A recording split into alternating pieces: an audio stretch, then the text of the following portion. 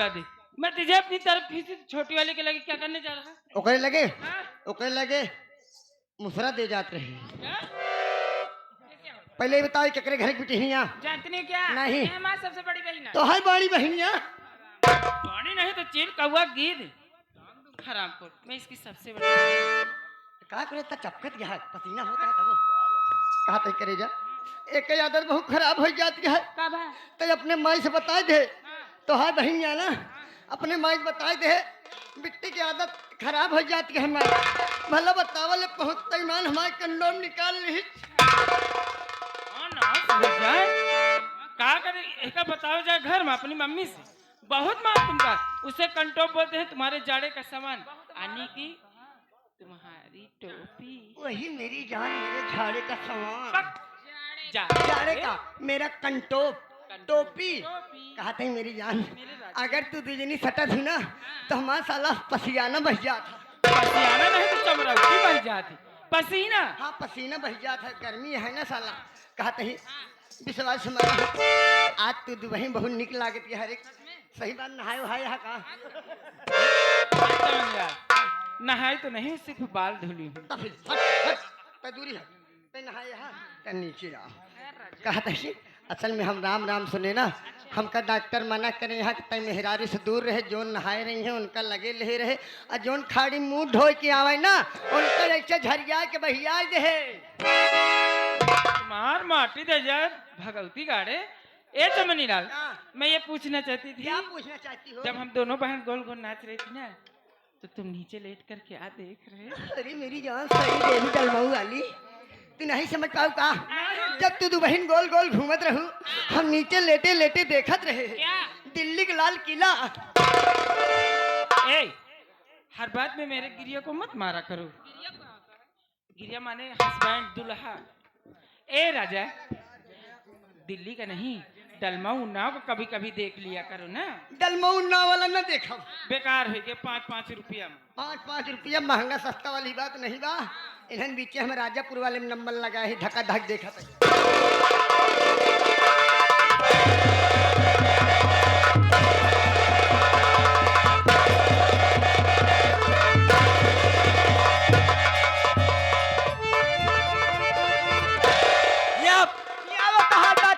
भगवती गारू चवन्नी लाल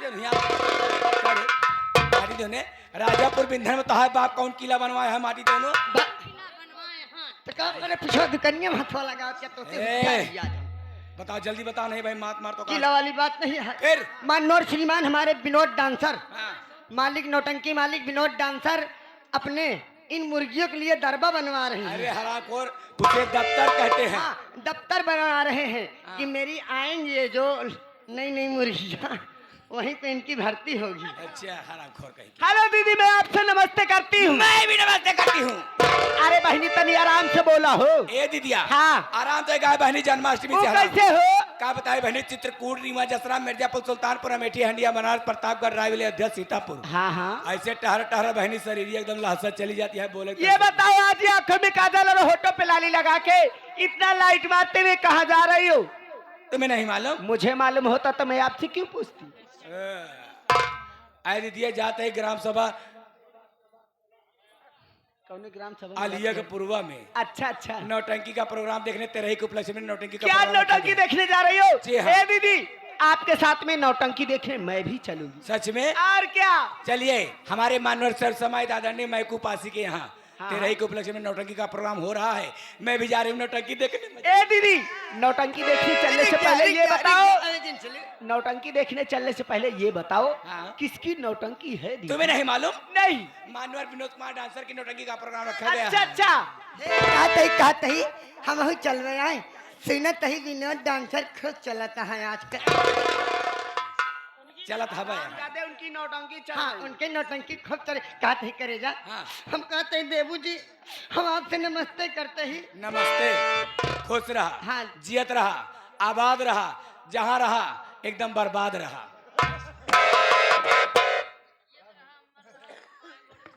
हम जानते हैं, पर हैदा कहते ही मुसीबत का मारे ही गम का सताए ही दरबदर टहरत ही मरे बिना खाए बिना मरता। खाए बरे मारत ही तोरे सबके, तोरे साता बहनी के अगर गोल मतिम जगह हो, गोल समूह में।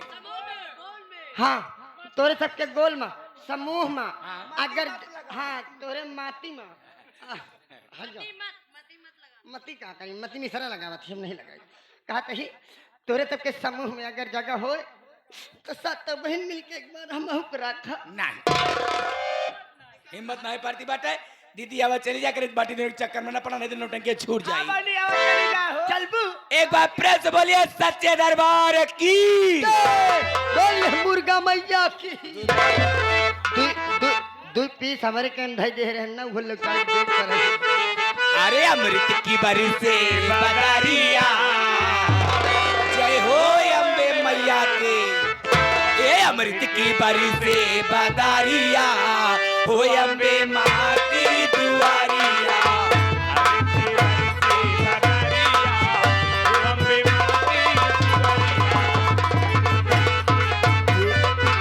ये अम्बे माँ की दुआरिया, अमृत की बरस से बदारिया, अम्बे माँ की दुआरिया। माँ की दुआरिया मोरी माँ की दुआरिया, माँ की दुआरिया मोरी माँ की दुआरिया, माँ की दुआरिया मोरी माँ की दुआरिया।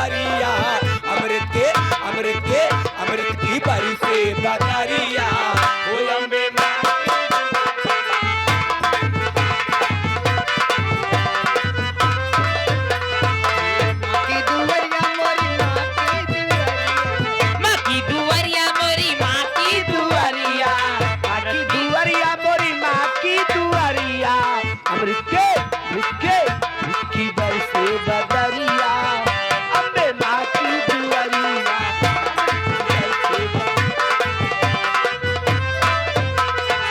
हे ब्रह्मा विष्णु शंकर नाचे, हे ब्रह्मा शंकर नाचे हो शंकर नाचे, हे ब्रह्मा विष्णु शंकर नाचे, ब्रह्मा विष्णु शंकर नाचे कान्हा बजावे बसुरिया, कान्हा बजावे बसुरिया, ओ अम्बे माँ की दुआ।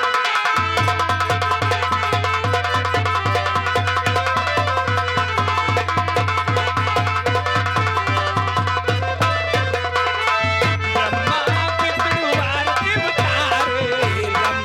विष्णु आरती उतारे, आरती उतारे हो आरती उतारे, ब्रह्मा विष्णु आरती उतारे, पवन बहारे डगरिया, पवन बहारे डगरिया, हो अम्बे माँ की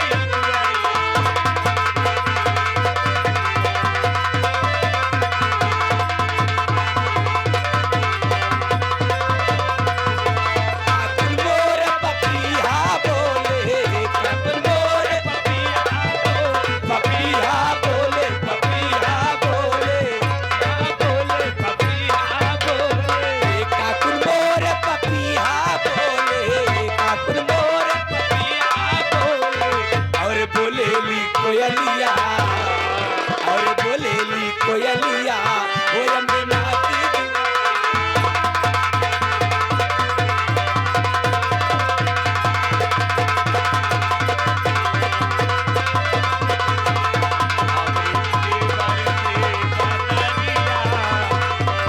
ओ अम्बे माँ के द्वारे। एक बार फिर से बोलिए सच्चे दरबार के जय। जननी माई भवानी की जय।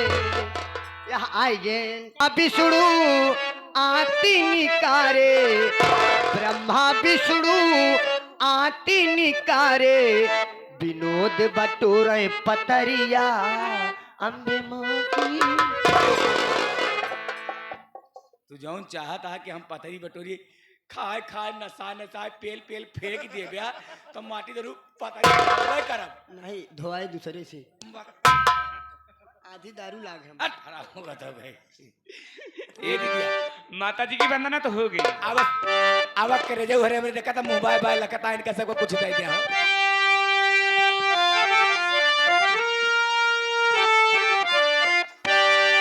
मोरा धारी के जिया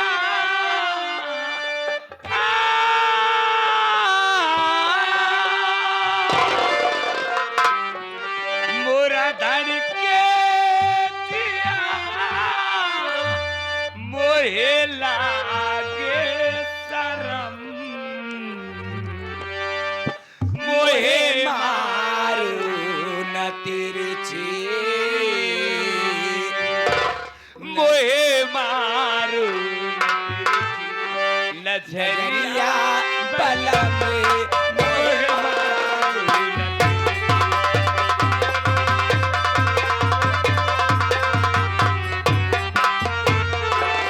मोरा धाड़ी के जिया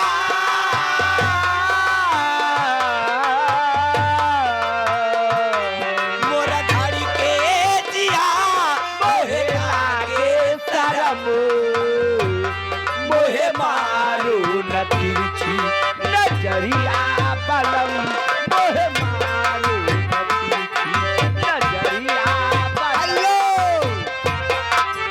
आई बात मोता लोग लताया इलाती डोता मन करेला समैया काटिला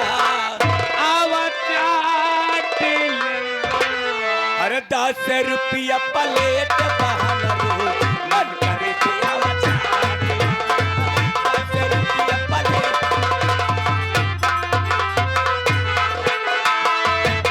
ले तुले धनिया मरता कटले बाली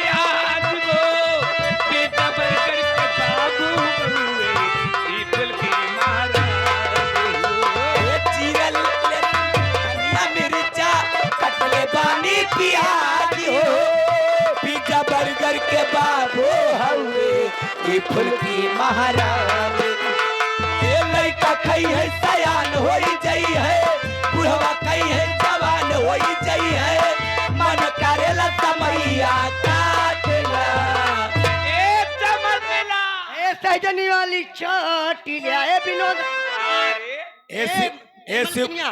ऐसे पूजना अब चाटला अरे 10 रुपया प्लेट हमरो मन करते अब चाटला हेलो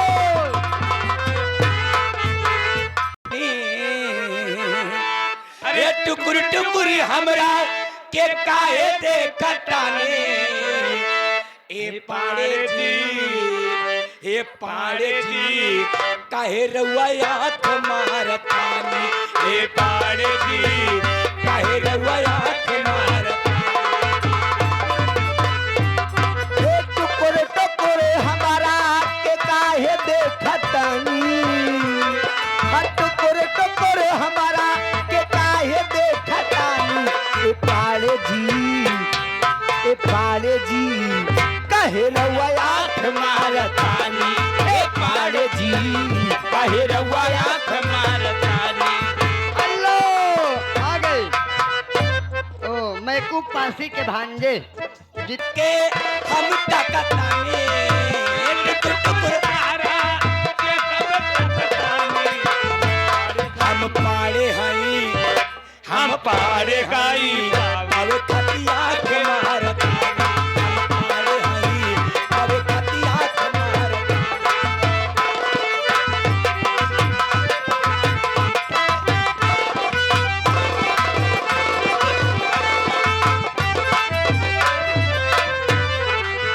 ऐ मेरी सोहर जबी हेलो मालूम नहीं मैं अभी तक हूँ तू जवान तुझे कुर्बान मेरी जान मेरी जान हेलो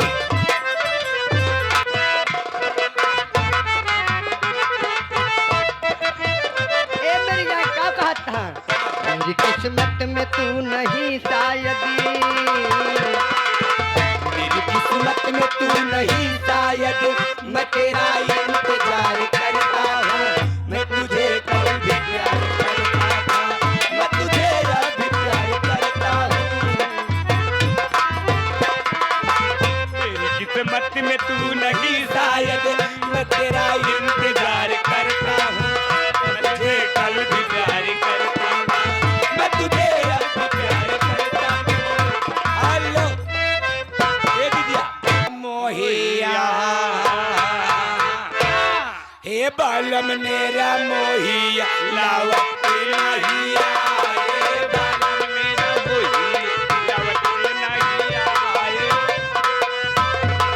लावत के नहीं आए लावत के नहीं आए बालम मेरा मोहिया लावत के नहीं आए बालम हेलो शिव पूजन ये चढ़ाली जवानिया में बिराहिल बनाए बालम नेरा मोहिया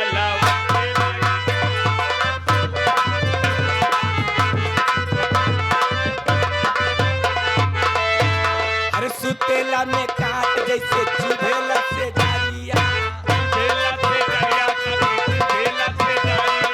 याद आवे बाला मुख सुधारी सुरतिया ये सुतेला में काट जैसे चुभेला से जारिया अरे याद आवे बाला मुख सुधारी सुरतिया ये मोहे बिरही न काया भगनी बना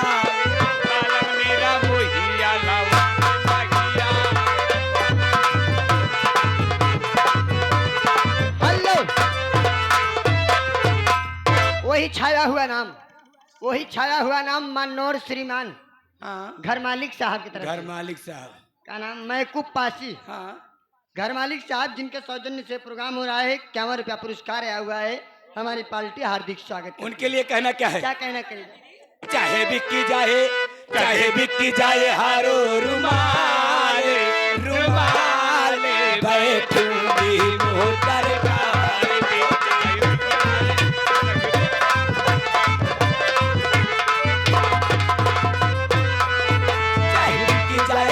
चाहे बिकी जाए हारो रुमाल रुमाल बैठूंगी मोटर कार में। चाहे बिकी जाए हारो रुमाल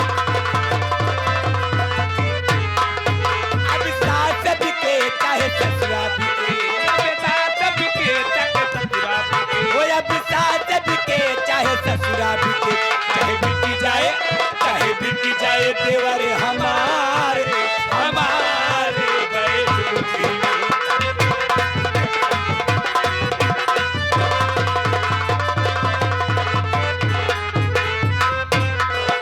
अब जेठ बिके या बिके जेठानी,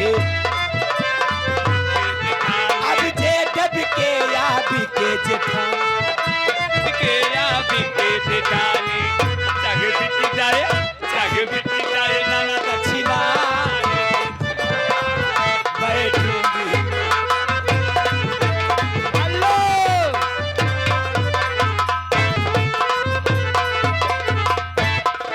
चाहे मोटा की बिचे चाहे छोटा की बिचे, चाहे मोटा की बिचे चाहे छोटा की बिचे, चाहे बिकी जाए लामा की छिनार छिनार बैठूंगा मैं तो।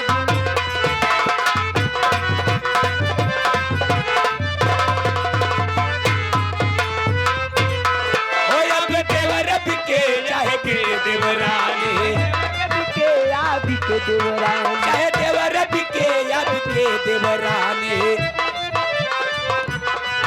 चाहे बिकी जाए घरे दुआरे दुआरे बैठूंगी मोटर कार।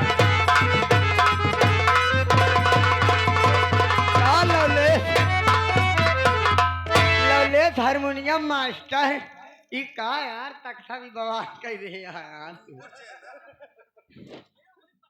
चला अरे बुलावा कही तो से का बताई मास्टर, कोनो भी शुभ कार्य करे से पहले देवी देवता का नाम ले बहुत जरूरी है। तो बाबा 60 कट में पहले देवी देवता का नाम ले लीन जाए, एक बार जयकारा लगवा लीन जाए, फिर जगह जमीन पवित्र हो जाए, रतिया भी लेते नहीं मनोरंजन यार। और कैसे इतना जोर से जयकारा लगावा कि यहू गांव के भूत प्रेत ओहू गांव के भूत प्रेत बिना पानी वाले इनारा में कूद के बाहर आए के निपुरिया है। एक बार प्रेम से बोलिए दुर्गा मैया की, एक बार प्रेम से बोलिए शारदे मैया की, बोलिए जोकर भैया की। क्या कहा भाई?